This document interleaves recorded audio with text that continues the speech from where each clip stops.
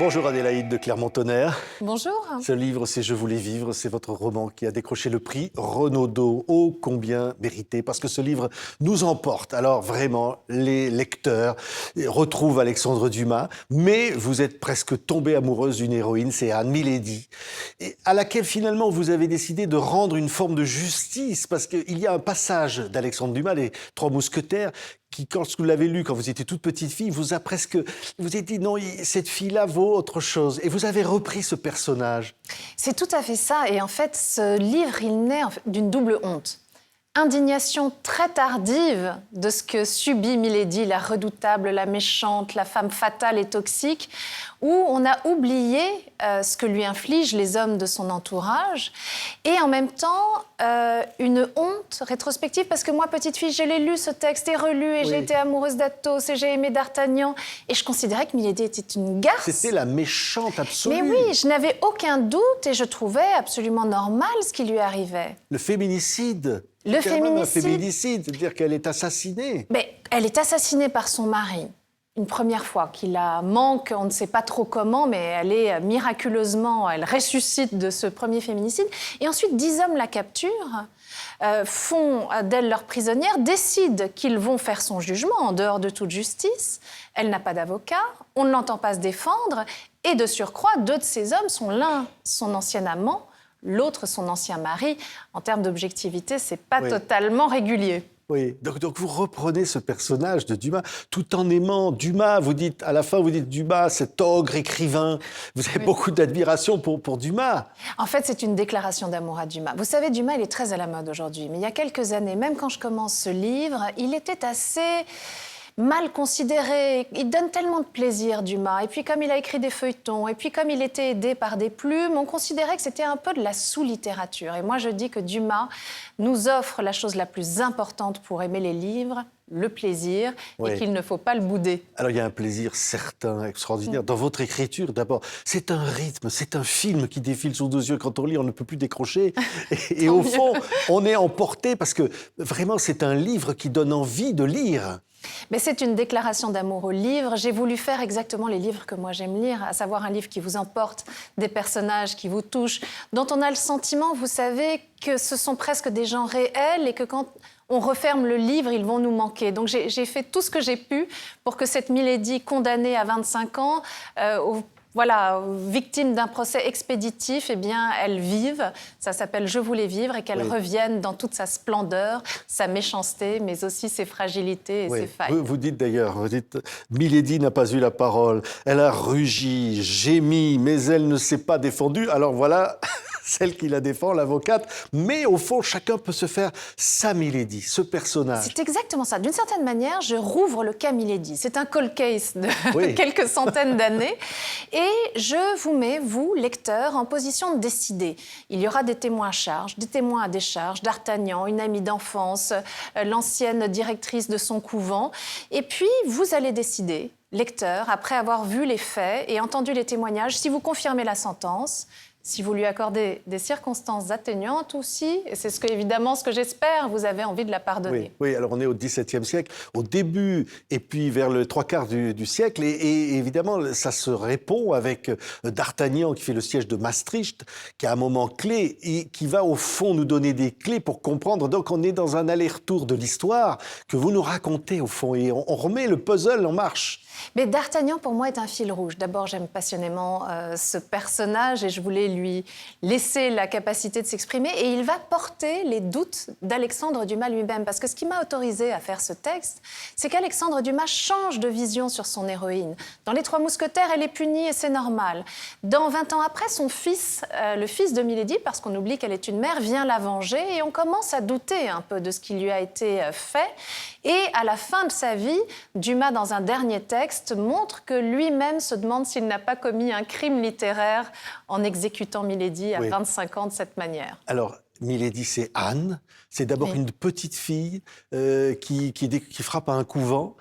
Et là, elle va rencontrer le monde tout enfant et le drame.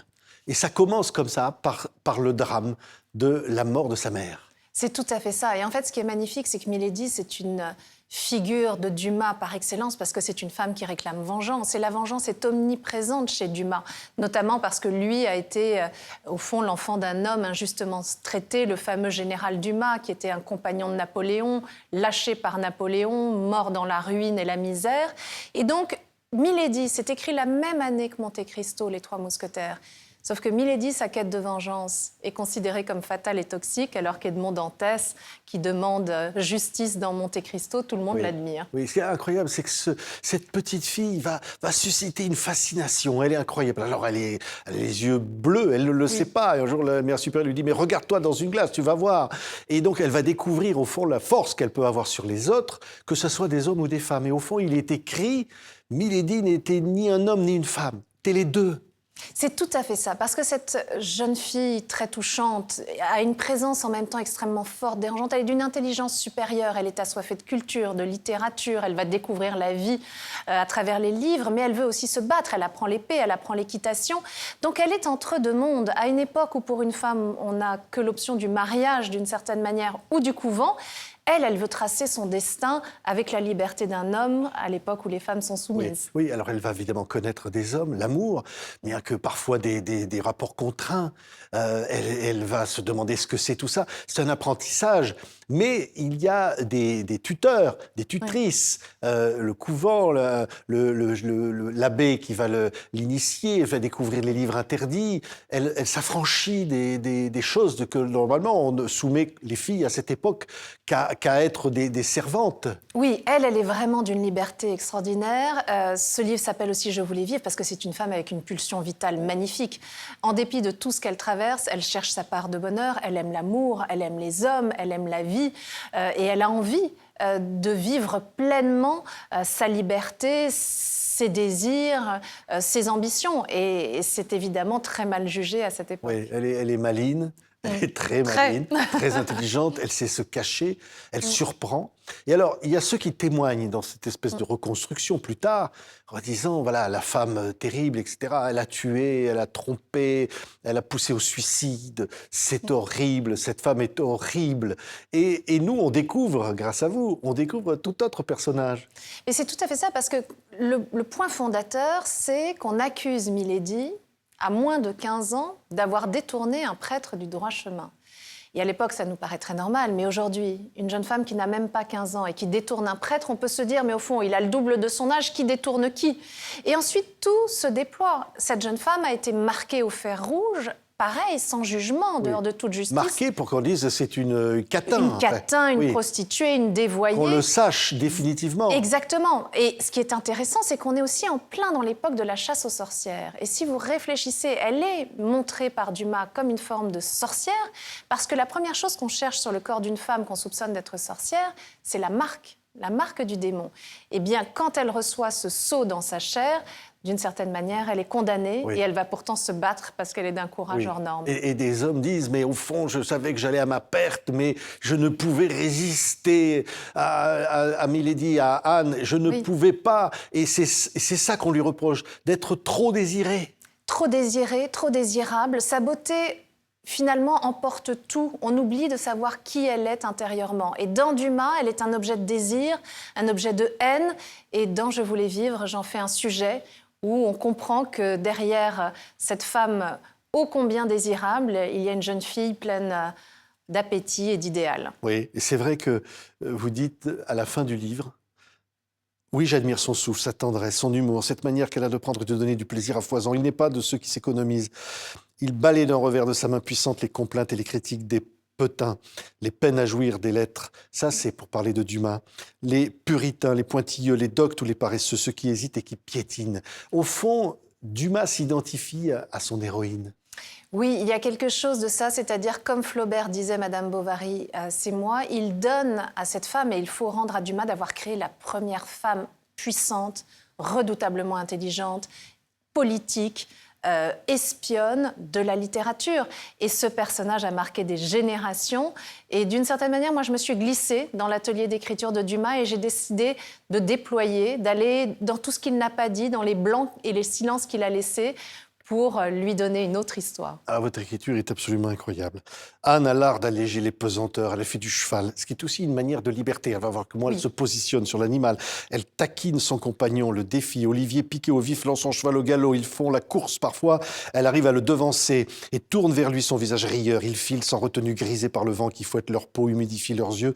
Leurs montures se prennent au jeu. Rien ne semble pouvoir arrêter le rythme sans cesse plus rapide de leur envol, ni ce sentiment de liberté que procure la vitesse. Quand Olivier tire enfin sur les rênes, soudain inquiet pour Anne, cette dernière s'efforce de ne pas le dépasser. Ils se regardent empourprés hors d'haleine, ils caressent leur destrier écumant. Une lave semble les parcourir, aussi brûlante que lorsqu'Olivier aide Anne à se mettre en selle, saisissant sa taille, éprouvant le poids léger de ce corps. Jamais pourtant, elle n'a surpris d'intention déplacée.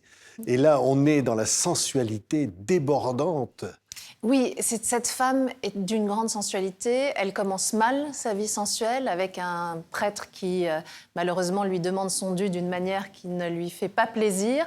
En revanche, avec Olivier, le comte de la Fère, celui qui deviendra Athos, elle vit une passion d'une grande beauté. Et ça, j'ai voulu le montrer aussi, que cette femme aimait la chair, aimait les hommes et voulait découvrir cette partie-là d'elle-même. Oui, une femme libre. Alors c'est vrai qu'elle est partie au couvent. Il y a des personnages secondaires que moi j'adore. La mère supérieure qui à un moment donné, ou celle qui vient à la place de celui qui vient de mourir, qui vient le remplacer et qui va lui apprendre au fond une forme de liberté. Et elle va s'en saisir et elle devient très dangereuse pour tout le monde. Oui, parce que le savoir est dangereux entre les mains d'une femme, particulièrement à cette époque. Et cette religieuse qui a connu la cour de Mary Stuart en Écosse, qui est réfugiée dans ce couvent, s'autorise toutes les lectures, même les plus inconséquentes ou les plus inconvenantes, et ça va donner à Anne une très grande ouverture d'esprit et du coup lui rendre encore plus difficile la soumission qu'on attend d'elle, en fait. Oui, oui. Les hommes se craquent et les femmes également, au fond. Les femmes ne... Elle est vraiment l'incarnation de la séduction. Et ce qui est intéressant, c'est que la séduction est partiellement physique, bien sûr, mais c'est beaucoup une séduction de l'esprit. Oui, alors c'est vrai que Milady était la personne la moins douée pour l'indulgence, en comprenant qu'elle avait foulé les étreintes brûlantes qu'elle pensait avoir eues avec De Wardes, qu'il avait été arraché par moi. Elle s'est jetée sur moi pour me frapper. Jamais je n'ai vu tant de haine dans un regard. En tentant de la maîtriser, j'ai arraché son peignoir et découvert un secret qu'elle protégeait de toutes ses forces. C'est des scènes dans votre livre. Votre livre, c'est une cavalcade. Enfin, c'est un... Alors, ça me fait très plaisir parce que je voulais, c'est un livre un peu conséquent, mais je voulais y mettre toute l'énergie que pouvait avoir un Dumas. Je voulais qu'on rentre dans ce livre et qu'on puisse avancer au galop. En même temps, il y a des moments de pause parce que je donne aussi des vrais moments d'intimité, puisque mon but est d'aller dans l'intériorité de Milady, qu'on comprenne comment elle est devenue la plus grande méchante de la littérature, comment elle a jonché son parcours de ses morts et de ses gens blessés. Et évidemment, j'espère qu'en lisant ce livre, on puisse la comprendre et qu'on puisse la voir sous un jour différent. Alors, c'est un livre qui parle pour aujourd'hui, au fond. C'est ce rapport. C'est pas un livre contre les hommes. Non, c'est un livre pour une femme, vous avez parfaitement raison et merci de le dire, c'est un livre pour une femme et ce n'est pas un livre contre les hommes. Il y a des portraits d'hommes dans ce livre que moi j'aimerais rencontrer, pour lesquels j'ai une grande tendresse parce qu'ils ont un courage physique incroyable, ils sont extrêmement virils et pourtant ils acceptent une femme de la trempe d'Anne, de la trempe de Milady et ils acceptent de l'aimer avec ses gros défauts et ses fragilités. Oui, vous dites il n'est pas question ici de justice, ils sont 10. Et elle est seule. 10 à se prétendre ses juges, 10 à dresser la liste de ses forfaits qui sont souvent que les leurs. 10 plus Alexandre Dumas, le greffier de cette histoire, cela fait 11. Et alors, au fond, oui, justice pour Milady. C'est vraiment justice pour Milady. Je pense que Dumas a un tel talent qu'il nous a absolument éblouis avec Les Trois Mousquetaires. C'est le plus beau roman d'amitié virile jamais écrit. Et les faits sont là et on ne les voit pas. Et moi, je les donne à voir. Le moment où son mari la met à nu et la pend, c'est raconté dans Dumas. Moi, j'en fais une scène que l'on voit. Et évidemment, quand on voit les choses, au lieu de simplement avoir des filtres d'un personnage qui nous les raconte, ça rend intolérable cette vision. Et ça permet de comprendre pourquoi elle a été victime d'injustice et pourquoi il faut peut-être regarder différemment cette femme. Alors c'est vrai que c'est un livre qu'on ne peut pas décrocher. Je veux dire, alors tant mieux. On lit une page après l'autre et puis à la fin d'un chapitre, vous nous renvoyez au suivant avec, oui, le rythme de Dumas. C'est-à-dire qu'on est dans un livre d'aventure. On est dans quelque chose qui est aussi destiné à donner du plaisir au lecteur. C'est exactement ça. Et je voulais rendre hommage à tout ce patrimoine littéraire absolument merveilleux que nous avons.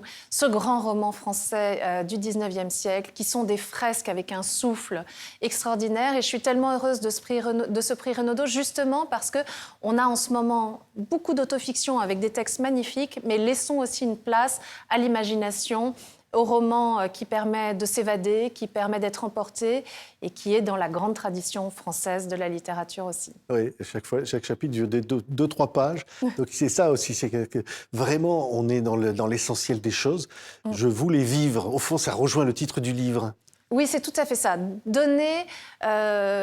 Moi, j'essaye de concentrer la vie dans une sorte de précipité chimique qui fait que quand on lit un livre, on a le sentiment d'avoir vécu une autre vie. Vous savez, c'est le très beau mot d'Emmanuel Carrère quand il dit d'autres vies que la mienne, vivre d'autres vies que la mienne, c'est ce que permet la lecture, c'est ce que permet la littérature. Quand on écrit, on se glisse.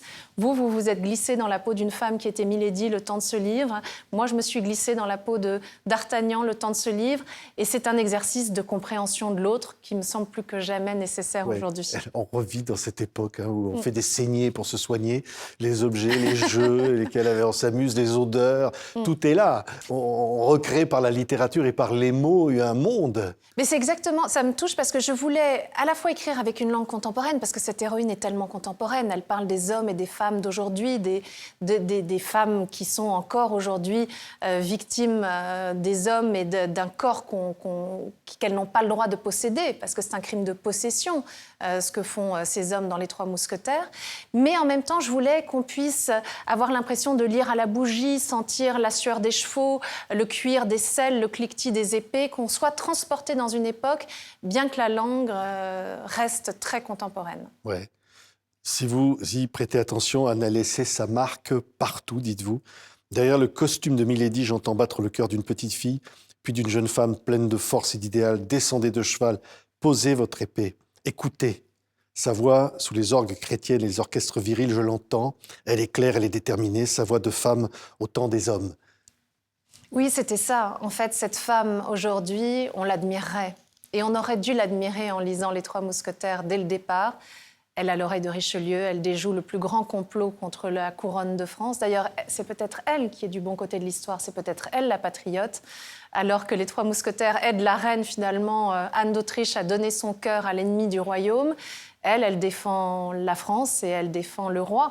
Donc c'est, je trouve, important de pouvoir lui rendre hommage aujourd'hui. Et je vous remercie de la passion avec laquelle vous l'avez embrassée. C'est vrai. Merci beaucoup, Adélaïde de Clermont-Tonnerre. Je voulais dire, s'il y avait un livre à lire, à faire lire, à conseiller, mais très jeune même, c'est « Je voulais vivre », le roman donc, de Adélaïde de Clermont-Tonnerre qui a obtenu donc, le prix Renaudot, combien récompensé, un des plus beaux livres de l'année. Merci beaucoup, Adélaïde, d'être venue sur ce plateau. Merci à vous, vraiment. Merci.